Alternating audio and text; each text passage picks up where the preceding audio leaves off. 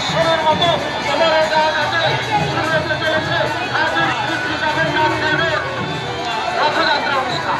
রথযাত্রা অনুষ্ঠান উপলক্ষে রানাঘাট পশ্চিম পাড়া মাননীয় শ্রী জগদীশ্বর সেন মহাশয়ের বাড়ির সামনে থেকে ঠাকুর শ্রী শ্রী জগন্নাথ দেবকে সঙ্গে নিয়ে এক বর্ণাঢ্য শোভাযাত্রা ধীরে ধীরে সামনে এগিয়ে চলছে।